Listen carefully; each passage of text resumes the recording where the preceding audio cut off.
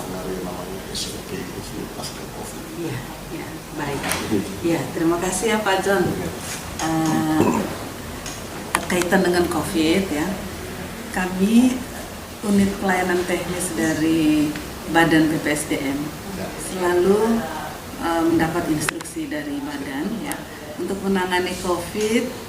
Kami dosennya, jadi dosen dan mahasiswa mereka WFH semua sampai mahasiswa sampai tanggal 30 Mei Pak. Sampai tanggal 30. Sedangkan dosennya aturannya sampai tanggal 13 Mei. Ya. Sedangkan pengelola inti seperti direktur, vadir, kepala pusat dan kepala unit diatur secara bergiliran. Karena ada hal-hal.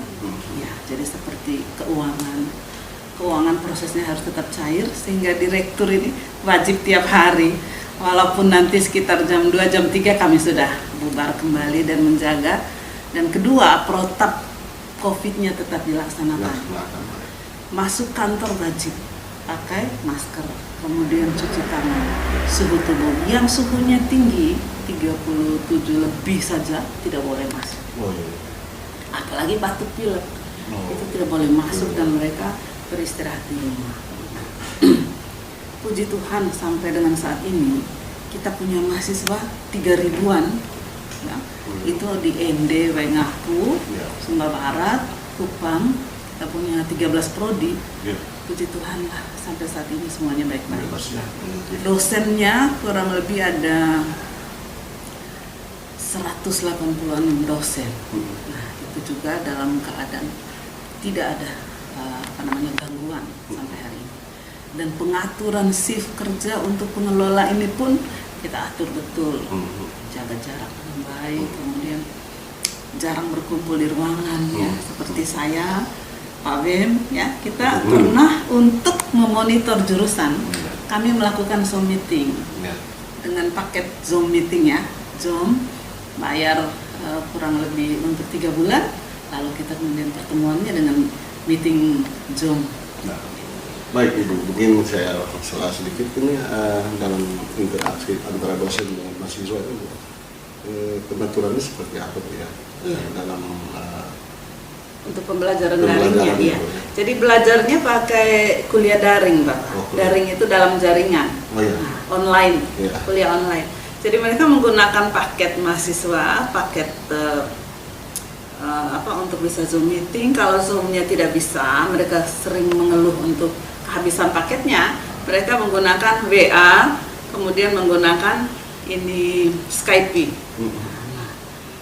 Kami kemudian mengatasi pengeluhan mahasiswa ini hanya belum realisasi ya.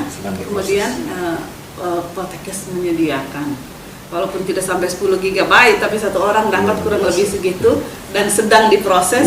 Mudah-mudahan nanti dalam 2 minggu ini sudah keluar ya Pak ya. Bagikan ke 3.000 mahasiswa Pak. Karena untuk proses kuliah harus tetap jalan.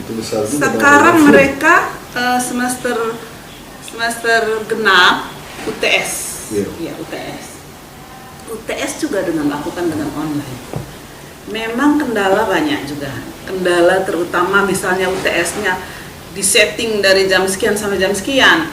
Ada yang dan sebagainya telat, misalnya kontak lagi dosennya per telepon. Satu yang menarik Bu, tidak ada di sini kami ketika melakukan penelusuran ke dunia pendidikan yang paling bawah contoh SMA, SMP, ada kendala yang kami temui. Apakah di sini juga hal yang sama? Ini seperti ini Bu. Kendala di sarana pendukung. Mestinya ada seperti bagi mahasiswa itu ada yang tidak punya HP Bu. Nah ini kalau bagaimana ya bisa solusinya seperti apa? Misalnya itu. Betul Bapak. Jadi untuk Poltekkes Bapak jauh sebelum COVID datang kami sudah menyelenggarakan dalam jaringan ini. Jadi ada mata kuliah yang menggunakan jaringan. Ini semacam ada metode itu. Sudah ada metodenya, apalagi Poltekkes ini kan pendidikan jarak jauh ada. Pendidikan jarak jauh sampai ke Fak Papua itu menggunakan Learning Management System (LMS). Kemudian sekarang kita didik lagi mahasiswa, ada mata kuliah yang masuk melalui jaringan. Nah, anak-anak mau tidak mau harus punya HP. Pas masuk COVID ya puji Tuhan karena memang sudah dibiasakan dengan program ini. Lembaga ini kan ada namanya birokrasi ya. Dalam sebuah lembaga pasti ada komunikasi nih, ada komunikasi vertikal, ada komunikasi horizontal. Bagaimana Bu Ibu menjalani pasca COVID ini komunikasi ke kementerian atau? Ya, baik Bapak. Untuk komunikasi tingkat vertikal, jadi di dalam 1 bulan itu hampir ada 2 meeting, Zoom meeting. Melalui Zoom meeting, meetingnya itu antara kepala badan dengan seluruh direktur, kemudian ada lagi sendiri-sendiri antara kepala badan dengan wadir-wadir. Kemudian kepala pusat. Jadi ada kepala pusat di sini, ada kepala pusat Litbang, kepala pusat penjaminan mutu, kepala pusat ini penyelenggara pendukung pendidikan. Jadi itu mereka ada pertemuan-pertemuan sendiri. Kemudian kami direktur juga ada pertemuan-pertemuan sendiri. Khususnya yang dengan kepala badan itu adalah evaluasi penyelenggaraan keuangan, evaluasi penyerapan keuangan, evaluasi pelaksanaan SIPEN SIMARU yang kendalanya sistem penerimaan mahasiswa baru. Kami lakukan secara nasional bersama seluruh Indonesia. Jadi ada penerimaan di kita, tapi seleksinya gabung ya nasional. Tapi di sini ada 3 tahap Bapak. Ada yang melalui jalur itu, ada yang melalui, kemudian ada yang jalur mandiri nanti bulan Mei. Nah, untuk tingkat pusat 1 bulan tuh selalu ada 2 kali pertemuan melalui sudah menjalankan tugasnya Wadir 1 untuk bidang pendidikan dan pengajaran, Wadir 3 untuk bidang kemahasiswaan, Wadir 2 untuk keuangan. Jadi selalu kami bertemunya lewat Zoom meeting. Lalu kemudian kami sambung lagi distribusi antar jurusan, Wengapu, ND dengan itu kami Zoom meeting lagi internal kami. Mungkin Bu, ada kendala tidak Bu? Ini kan sesuatu ya baru ya. Kendalanya adalah pada saat kita bicara, kalau ada yang tidak mengenal pencetnya, misalnya unmute situ ada mute, itu ramai sekali, ribut sekali. Nah, harus ada IT yang bilang kontrol untuk mengatur. Selama ini IT-nya mengatur dan kita merasakan tidak ada kendala kita. Ini kita tahu kapan